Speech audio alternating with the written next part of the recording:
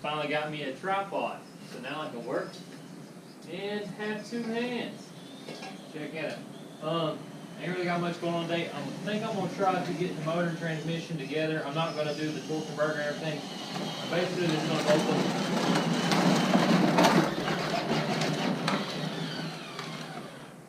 I'm going to bolt them together. Just basically probably 2 or 3 bolts in the transmission.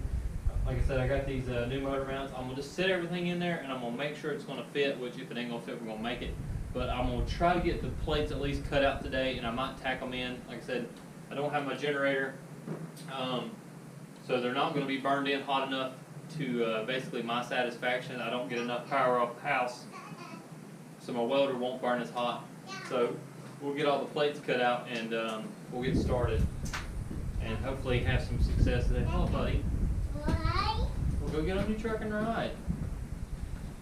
Show you all this. I'm kind of brag a little bit. My kid is 2, and that truck's for a 4-year-old, and he drives it and knows how to put it in reverse, and it's got 2 settings for speed, and he literally will cry if you try to put it in the lowest setting. But he knows how to dodge everything, back up when he's stuck, and can't complain on that one. Ain't that right, buddy? Don't you touch that. Alright, let me get these 2 slapped together and we'll go from there. Alright guys, first test fit did not fit. It is hitting the firewall, and I massaged the firewall before I started, but it's just really hitting up here in this top area, so I'm gonna massage that a little bit more, and I'm praying we can make it past that cross member. We should be able to, so we'll, yeah, go put it back. If you got kids, now you know the reason you can't find half your tools. Alright, let's get her back out and try it again. Alright guys, the motor is officially shoehorned in here. Had to take the cross member off the bottom. Kind of run into a little bit of a predicament because I can't line it up off the frame because it's not the same on both sides. If that makes any sense. The transmission is actually lined up with the transmission bolts that come off the Nissan. They're not perfect, but my transmission only sets about probably 3/8 behind where the old transmission did. Now, I could probably put a bolt in there, but when you try to slide the transmission forward, the way their cross member is set up for this Nissan, it's rounded on the edges. So if I move it up that 3/8 to try to line the bolt up, the actual whole transmission will slide off the cross member, and I have to pick it up and put it back on. So I can't do it that way, but eyeballing it, they are almost perfect, if not perfect, with the old cross member. Bad part is these mounts, like I showed you I bought, have these flat tabs. Well, when you look at it on this one, you are about probably 3/8 of an inch over from actually lining up with the bolt. So that's where it would sit. I know it's kind of hard to see, but I probably got 3/8 of a gap. So and that kind of sucks because I really don't want to, kind of have to make anything else work, which I kind of knew I was going to have to, but I'd like to just weld it straight to the frame and be done, but that's not going to happen.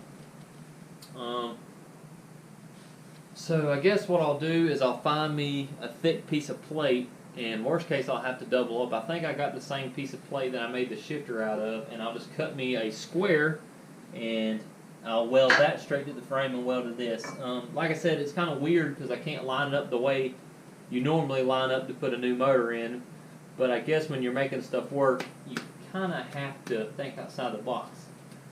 So like I said, I guess I'll just weld me a plate to the frame, and then I'll weld this to the or I'll weld this piece to the actual plate. Now on the other side is a different story.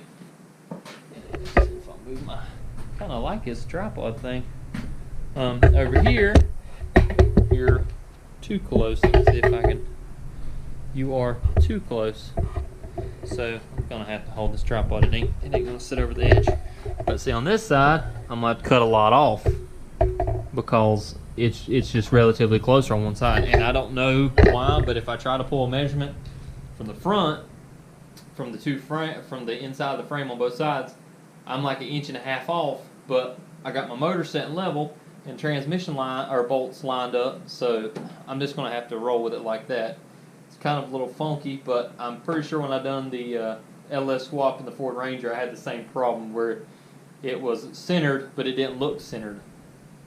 And I could be doing this totally wrong, and you know, if I do, I'm gonna find out the hard way. It's not that big a deal. I probably should have paid a little bit more attention when I took the old motor out, but I didn't really pay attention if it was offset, but I imagine it was, because there's no way that I'm this far off. I mean, like I said, I pulled it to where my measurement was the same on both sides, and you could just tell the motor was not sitting right. Then when I went back to the transmission cross member, it was just totally off. I mean, you could tell it was set crooked. It didn't want to sit up on the mount. So I'm gonna go with it like this, and if it ain't right, worst case, take the motor out, cut the tabs off, and spend $50 for another set of tabs or motor mounts. I don't know if you can just buy the tabs, but I'll make this work, and in my opinion, it's perfectly fine, and I don't think I'll have a problem out of it. And if I do, then y'all will be the first one to know. So yeah, let's see if I can find me a piece of plate around here, and we'll go from there. Alright, like I said, I stole this idea from another YouTuber. Take the plate, make a template, that way I don't have to keep constantly cutting actual piece.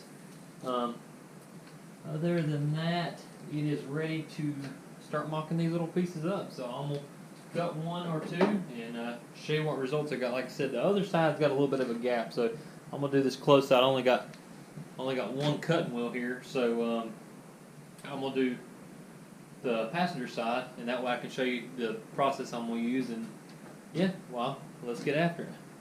Alright, see, basically that's what I got a little bit of a gap, but that ain't that big a deal. I don't mind filling that gap. Waylon, calm down. I don't mind filling that little bit of a gap. That way I know for sure it's burned in and burned all the way through. So I'm going to make another one for the back, and I'll show you what it looks like. Alright, that's one side done.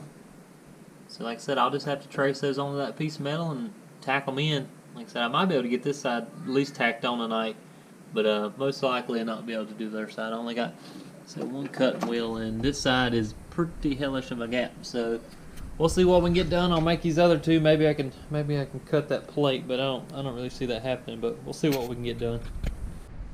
All right, day number 2. I actually had to rent the generator from the local hardware store, so I'm going to probably mount the driver's side first, like I showed. These two mounts are actually going to be flush, but I don't like the setup, so what I'm going to do is weld a flat plate in there, and we'll go from there. See if I can get this done. Cost me $45 to rent this stupid thing, so I'm gonna get my money's worth. But I imagine it's gonna be pretty loud, so I'm gonna weld this first mount in, and I'll show you from there. All right, it's all welded in. All the welds are, to my opinion, beautiful.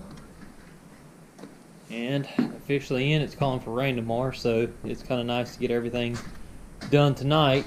That way I don't gotta worry about anything getting wet or anything starting to rust. But I did realize I am still gonna have to take this motor back apart.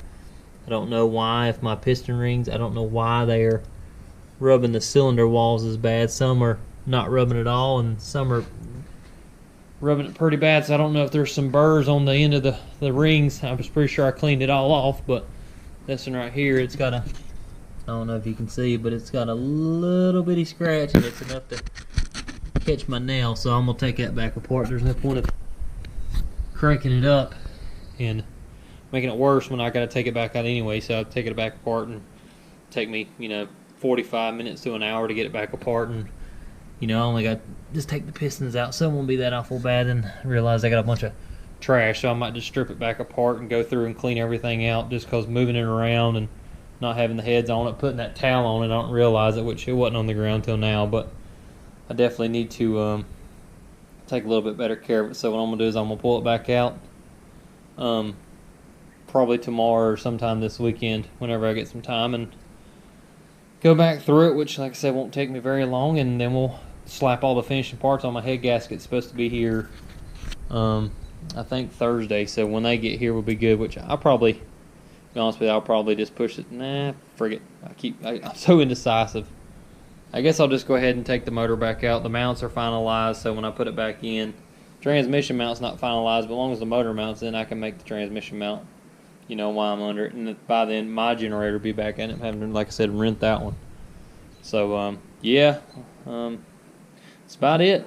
Just getting the motor in there, show y'all the process I used, and very, very happy with it. But by the end of this video, I'll probably have the motor fully put together. That way it's got a good thumbnail where somebody might click on it. So, see you when it's done. Alright, one last part of this video is I got the transmission cross member finished up, and I wanted to show y'all so it don't have to be in another video. But I went to the local O'Reilly's. It was like $37. It's just one of your universal two-wheel drive Chevrolet truck or cross member mounts. It says for a two-wheel drive truck on the pack. But only thing I did was took the stock cross member. I took the centerpiece out. I'll show you in a minute. Drilled the 2 holes bigger. They line up just perfect. It just, like I said, you drill them a little bit bigger just because the bolts they give you in the bag is bigger than the factory bolts. But I've done that. I still got to drill my I'm just going to do 1 hole. Sorry, but I'm going to do 1 hole right here, and that's going to be, instead of welding it, I'll just do it like that, because if I ever have to take this motor out, and I will eventually, it'll make it easier. If I can't get the holes right here to line up, you know, that's just going to be a pain in the ass, especially if this is welded. So I'm just going to drill a hole, which it's just going to use the stock bolts. They're laying around here somewhere. I might have one of me. Here it is. It's all just a regular old factory bolt and a nut, and I'm just going to do one on each side, and that'll be perfectly fine. And I'll show you a picture of the motor, which it'll probably be the thumbnail, but it's finally in, and you know, it ain't finished by no means, but it's in, and it's not coming back out until it's blown up. But there she is. I finally got it in. Well, I say I finally got it in, but it's been in once or twice, but it's staying now. It definitely ain't come back out. Like I said, I had to take the motor apart, and I went through. I did have some burrs on some piston rings, which I should have caught that to begin with, but it's one of those things. It took me about 2 hours to take it all apart, and got my head gaskets in, so I went in through the heads on it.